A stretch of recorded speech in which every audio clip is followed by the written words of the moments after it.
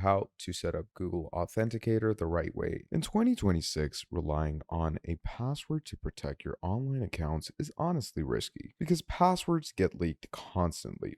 People are going to reuse your passwords across websites. Data breaches happen all the time. And of course, hackers have become dramatically more sophisticated. Now, that's why two factor authentication, also called 2FA, has become one of the most important security features on the internet. And one of the most widely used authentication apps is Google Authenticator. But here's the problem: a lot of people are going to set it up incorrectly. They don't save backup codes, they lose access to their phones, or they accidentally lock themselves out of important accounts. So, in this tutorial, I'm going to be showing you how to set up Google Authenticator the right way in 2026, including what Authenticator apps actually do, what they will use to connect them properly, how to back up codes, how they work, how to transfer accounts safely, and the biggest mistakes you absolutely want to avoid. So let's simplify this first.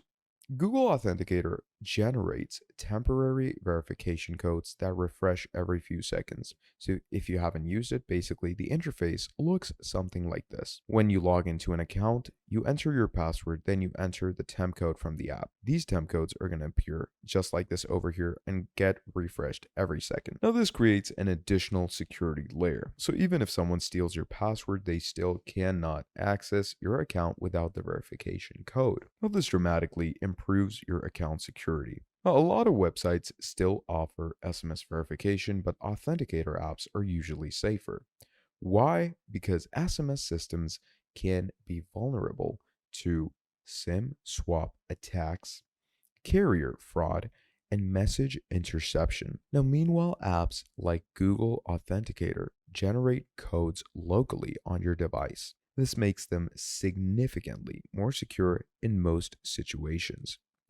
So to start off and set up the process, on your phone, what you're going to do is you're going to go over to your Google Play Store or your Apple App Store. And once you're there, you're going to search for Google Authenticator. And once you search up Google Authenticator, it's going to appear just as so. This is how the logo looks. You're going to go ahead and install the app. Now, once installed, you're simply going to open it, and the interface is intentionally simple because the app's main purpose is generating secure login codes. Now you need to connect Google Authenticator to an online account. Most major platforms are going to support this.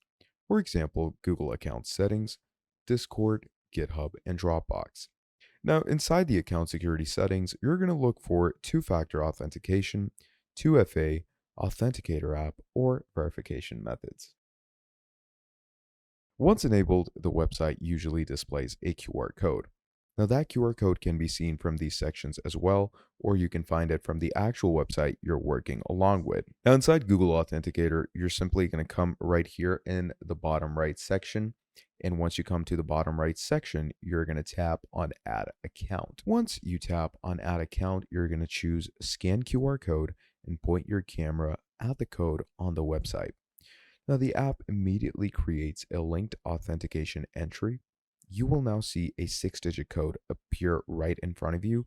And as you can see, this is the timer that it's going to give you, meaning it's going to refresh every few seconds. You're simply going to enter this code on the website that you want to use the authenticator on to complete the setup. Now, at this point, two-factor authentication is officially active for you, and you can start using it straight away as you go on. Now, this is the most important step in this entire tutorial: backup codes. Most websites are going to provide recovery codes during the setup. These codes allow you to regain access if you're going to lose your phone breaks, the app gets deleted, or you cannot access Google Authenticator anymore.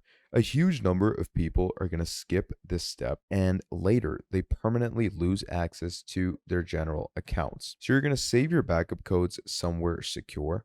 So for example, there are password managers, printed secure copies, or encrypted storage. Now, this step can literally save your accounts later on. But one of the biggest problems beginners face is changing phones as you go on. So if you simply go ahead and reset your old phone without transferring Authenticator accounts properly, you may lose the access completely. So what you're going to need to do is inside of Google Authenticator, as you can clearly see, you're going to use the transfer accounts feature. You're going to get that feature right here in the bottom right on the plus icon.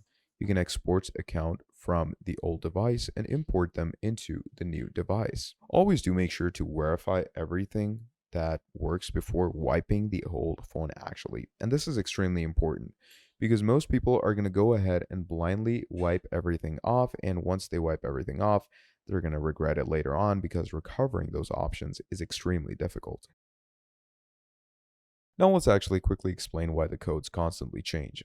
Google Authenticator uses time-based algorithms. There's a code going on in the back, and the code refreshes every few seconds based on synchronized timing between your device and the authentication server. Now that's why codes are going to expire pretty quickly. Now this doesn't only improve security dramatically, even if someone is going to go ahead and see a code, it becomes quite useless shortly afterward. So, here are some important security habits that you should always go ahead and look through because these are the types of things that are going to make sure everything stays secure and that are also going to make sure that none of your codes are going to run here or there or your Google Authenticator gets hacked. Never go ahead and share your authentication codes.